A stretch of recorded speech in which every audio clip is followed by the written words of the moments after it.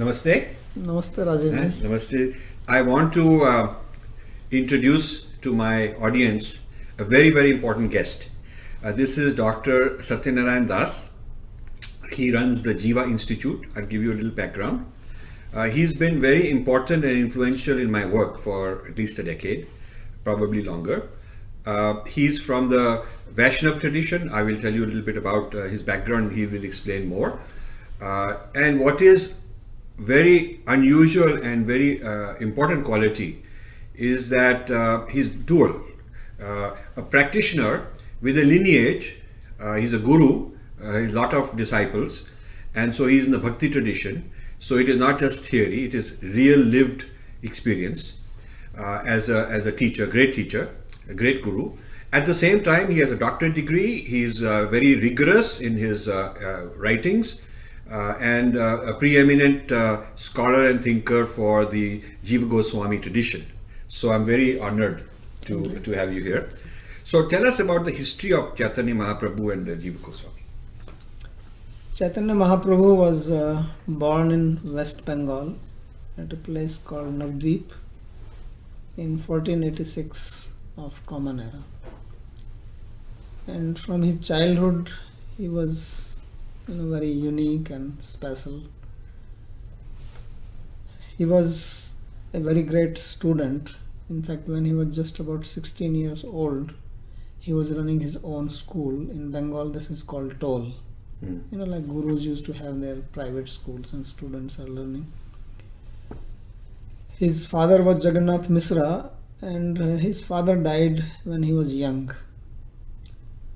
So he went to Gaya to perform the Shraddha ceremony for his father. And that's when his life changed, because there he met a great teacher, Vaishnava, whose name was Ishvara Puri, who was supposed to be coming actually in lineage from Madhvacharya. So when he met him, then his life changed. And when he came back, he started teaching everything in a bhakti manner.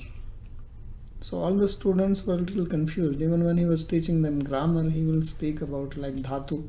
Dhatu is a root, but he will say Dhatu is Krishna, and the activities are for Krishna. So they thought that he has gone a little bit mad or something. So they even complained to his teacher that he is not teaching us properly. So the teacher called him, but he could understand that actually he is not mad, but something deeper extraordinary happened to him. Before that, he was known as a great scholar. He was known as Nimai Pandit, because his original name was Vishwambhar, but popularly he was known as Nimai, and Pandit being a scholar. So then actually he closed his stall, and he started having his own group of people with whom he was discuss, and then he started the Sankirtan. He is known as Sankirtana Pita, father of Sankirtan movement. Okay. This what you see now, Sankirtan all over the place. All over the world. All over the world. Yeah. He had predicted this. It is written in his biography that Prithvita yachayat nagradi gram sarvatra prachar hoibe morna. He said that in every town and village on this planet, this name will be spread. So at that time, people did not believe. They thought, what is he saying? But this is written at that time. This biography, Chaitanya Bhagavat, was written by his contemporary. The statement is there. So now this prediction has come true. So this Hare Krishna Mahamantra, which now even the yogis and even other people are singing, this is what he started. So he said that in Kali Yuga, it is the name of Krishna which is most important and efficient mean and efficacious means of attaining the ultimate goal of life. Because he said that yajna is not possible, because yajna had a lot of conditions which we cannot satisfy. You need purity of ingredients, purity of place, purity of time, even muhurta has to be proper. The chanting of the mantras has to be proper. So he says at present we don't see that this is going to happen. Then he said about Gyan Marg is based on Vairagya. First of all, it is not a universal thing. No, everybody cannot be a Vairagi. So what about those people who are living in house, family people? So he said that in this Kali Yuga, the only process which actually can work and which is practical is this chanting Sankirtan. So he started doing Sankirtan first at the house of one of his associate, whose name was Srivas Acharya. And he was doing it within closed room because this was not known. The only thing which was known in those days was chanting of the Vedic mantras, reciting hymns, doing yagyas. So then he became popular, more and more people started coming to that. And then he started doing it on the street. So when he started doing it on the street, the local Brahmanas, Pandits, they complained. He says, what is he doing? Because Nabadwip was known as a center of learning. Just like Kasi in UP is famous for learning, like that Nabadwip was a center of education. So all these Brahmanas, they became upset that, what is this? This is not part of our dharma. So they became so upset that they went and even complained to the local officer, Kaji, Chand Kaji was his name, who was under the king, that this Nimai is spoiling our religion. So then this Kaji, he sent his police, and when they were doing this Sankirtan with the Mridangas, they broke the Mridanga. So now Chaitanya became upset, and he thought that I'm going to oppose this, but in a very peaceful manner. So what he did, that he gathered hundreds of his followers, and in the evening they all started marching towards the house of Kaji, doing kirtan. So when this big mob was coming, the Kaji became scared. And they reached his house and they were just doing kirtan, nothing else. They are not shouting slogans or anything like that. So when Kaji saw this, or he came to know from his servants what is happening, he says, this Nimai has come. Already Nimai was known. So he didn't know what to do. So of course, being a politician, he also knew how to deal with that. So he sent his assistant that you go and call this Nimai and tell him that I want to speak to him. So he called Nimai, and Nimai came, and first he discussed with him that why are you doing this. So Nimai, he explained to him what he was doing, and this is part of, he actually from the scriptures he explained. Even this Bhagavatam which we are going to speak, the last verse of Bhagavatam is Nam Sankirtanam Yasya Sarva Papa Pranashanam Pranamo Dukkha Samnastam Namami Harim Param. So the very word Nam Sankirtana is mentioned there. And that's how the book closes. And when a book ends with something, that is also one of the way to know what is the intention of the book. And in the very beginning also it is mentioned Shrotavya Kirtitavyasya Dheya Pujyasya Nitada. So there also Kirtitavya means you have to do kirtan. So what was this is the Mughal era. Yeah. So what was there a Muslim influence, or in terms of, was this a revival during the Muslim era? Did they react? What was that? What was the relationship with the Muslim rulers at the time with this movement? Because this must be something new happening. Yeah, well, the one thing was that at that time the situation in Bengal was very unstable. Muslims were ruling and Hindu kings were very weak. In fact, they were conquered by them. And the Brahmanas, they were, a lot of tantra was going on. But tantra is secret and hidden. This was open in the public. Yeah, so he wanted to do... It was also provocation, I guess. Yeah, it was also provocative, and he wanted to do something which is available to everybody. Right.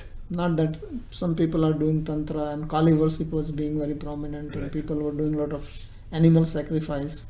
So he was against all that.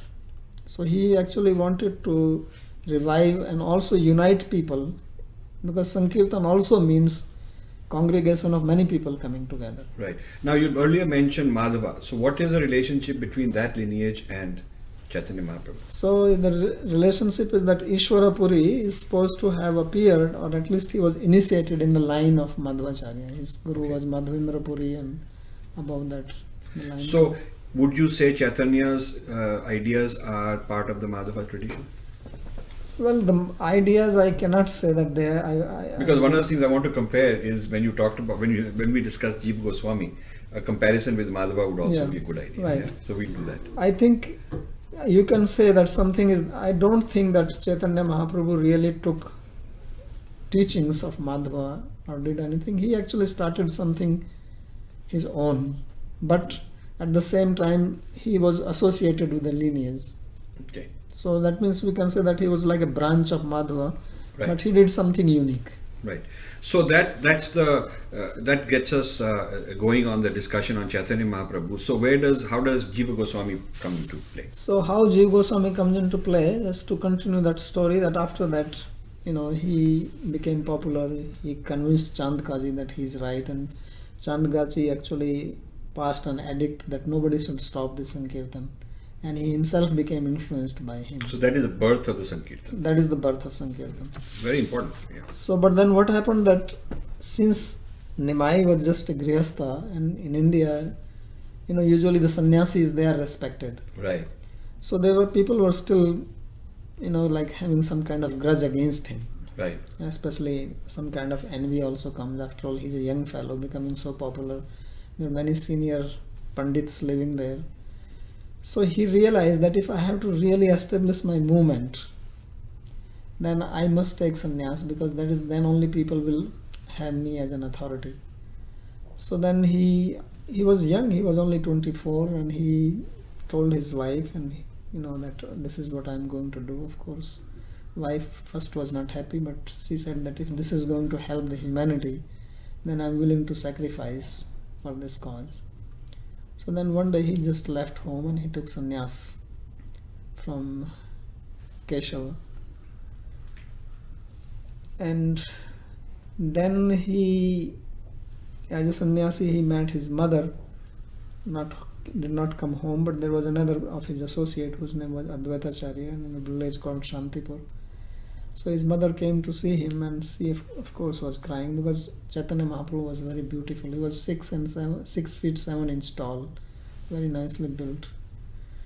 So when he saw him without hair and shaved, and she was crying, what happened to my son?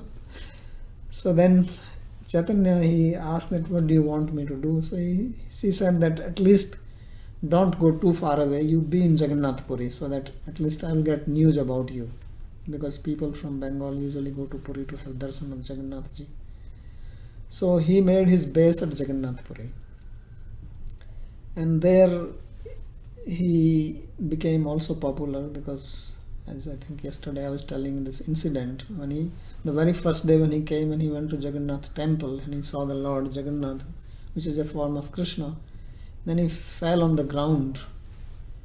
He just got in a state of deep meditation, and the pujaris there, they thought that he's some kind of a crazy sadhu, and they were trying to throw him out. But then Sarvabhauma Bhattacharya, who was the guru of the king, and this king was Hindu, Prataprudra, so he understood from the symptoms on his body, he had manifested what are called sattvic bhavas. These are symptoms which, if you know Ras Shastra, right, there are 8 of them. Right. So all these symptoms were manifest on his body, and therefore he could understand that this man is some very great personality. He is not an ordinary being. So he asked help and took Chaitanya to his home in that state. And when Chaitanya Mahaprabhu, then his name became Chaitanya after taking sannyas. Krishna Chaitanya was his sannyas name. So when he came to his external consciousness, then he spoke to him, and he was very pleased to know that he is from Nabadwip, because Sarvabhauma Bhattacharya was originally from Nabadwip. He has moved from there to Puri because of the Muslim rule, and he had some other difficulties there. He himself was a very great scholar. He is the one who brought Nyaya from Mithila, which was originally the center of Nyaya, because this author of Tattva Chintamani, Gangesh Upadhyaya, yes, the founder of Navya Nyaya system, yes, he was from Mithila. right, And after that, many great teachers, they appeared in that lineage. So Sarvabhauma Bhattacharya actually studied there and brought Nyaya, and then Navadvip became the center of Navya Nyaya. Then Right. many great personalities, Gadadhar and Raghunath Siromani, Bhavananda, all these appeared in Navadvip. In fact, Chaitanya Mahaprabhu himself was a great logician before he became But- devotional mood. yeah, There is a story that Raghunath Siromani has written a very wonderful commentary on Tattva Chintamani, which is still popular, called Didhiti. And he was a classmate of Nimai Pandit at that time. And once they both were in the river crossing, And Chaitanya had a book in his hand, and Raghunath Shiromani asked him that what is this book. So he said, I am writing commentary on Tatu Chintamani. Because in those days it was a tradition to write commentary on Tatu Chintamani to establish yourself as an authority in the field. So when Raghunath Shiromani saw this commentary, he started crying. So Chaitanya asked him that what is wrong, what happened to you?